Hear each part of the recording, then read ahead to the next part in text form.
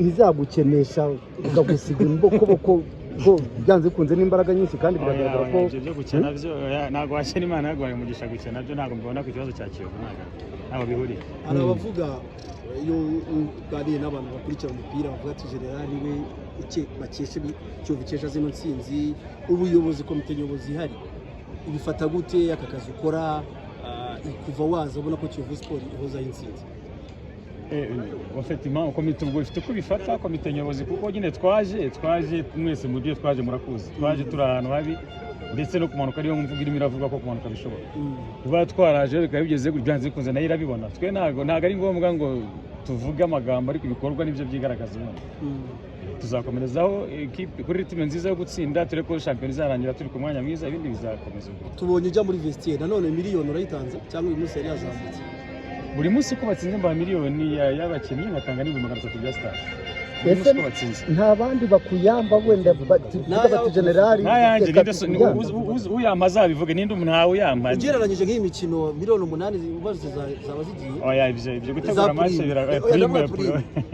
oya prime zo uko batsinze nyine ngayo ndaba utazishyuza nishyuza ndetse Kiyovu ndayishyuza neza ko ninjye Kiyovu ndi umuyovu nishyuza. None se ntujye ukurikirana nk'ubu ngubu hari umuntu nkubisagaho avuga ati na saa sita baje badakoze ku munwa cyangwa se nta kari yabaye. Ibyo ni ibihuha abakinnyi kuntu bari gukina se nimwe murabibona bameze neza bari muri mudu nziza komite bari hafi natwe tubari hafi nta kibazo abakinnyi bafite bakora imyitozo kugiye bameze neza nta kibazo kiri muri Kiyovu kandi ritime bimaze kuzamuka no gutsinda gusa ikipe iri gutsinda na ritime y'abakinnyi irazamuka. Ni mumara gutabara muzahita muvuga muti komite dore ikipe yanyu arayibasigira rokotse ni muri rwanda ndakeka niko bimeze rwose ntaho ngaho niko bimeze ikipe nimbona iri ahantu itashobora kumanuka kuko ufite ubuyobozi bwayo bazasubirana gahunda zabo icyo nashaka no kwitamanuka n'abavuga kumanuka byarashobokaga n'ababwiye amagambo menshi akomeye iramanutse iragiye ariko ubu ngubu ntago nyemba basubiza birebera ibikorwa nimba imanuka ntacyo dutegeye tureke izamanuka. Abaturage se bavuze bati sigaho General sigaho twabibonye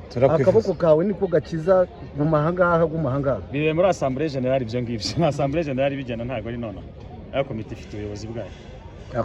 Murakoze namwe.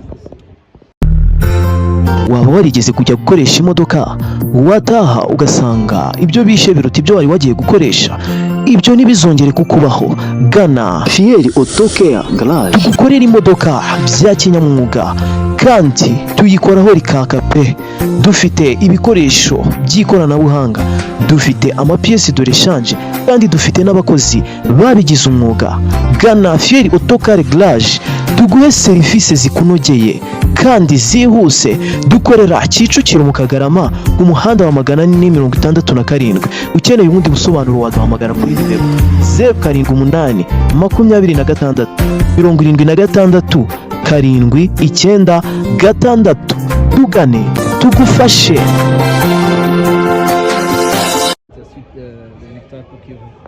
Oui, on est très très content de ces résultats. Mais ça reste aussi, on n'est pas content à 100% parce que le championnat reste menaçant. On cherche toujours à se maintenir, on cherche toujours à rester dans le championnat, donc on n'est pas du tout très content. C'est vrai, on a gagné aujourd'hui, on félicite tout le monde et continuer de travailler pour le match prochain. Comment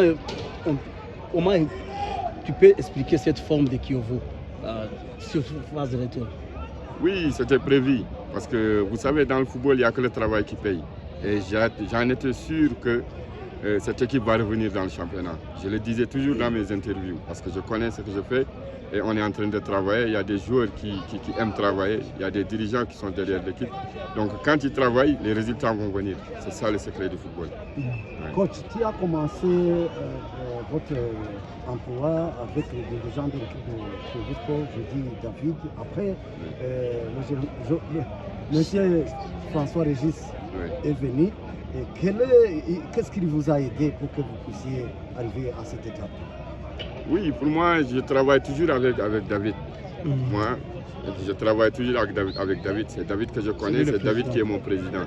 François, il aide l'équipe, il est là, il est derrière l'équipe. On le félicite sur ça et on lui dit c'est bien parce qu'il motive l'équipe. Il fait beaucoup de choses dans l'équipe, donc c'est bien. C'est bien. Maintenant, vous n'êtes pas sur le phase de relégation, ce qui vous, je pense que c'est 8e. Ouais. Quel est votre objectif maintenant? Non, mon objectif c'est de prendre la 4e place. C'est vrai? Ouais, c'est ça mon objectif. C'est possible? Mon objectif c'est d'être 4e du championnat. C'est possible. Tu es sûr, coach? Oui, je suis sûr. Et vous allez voir. Ok. Ouais.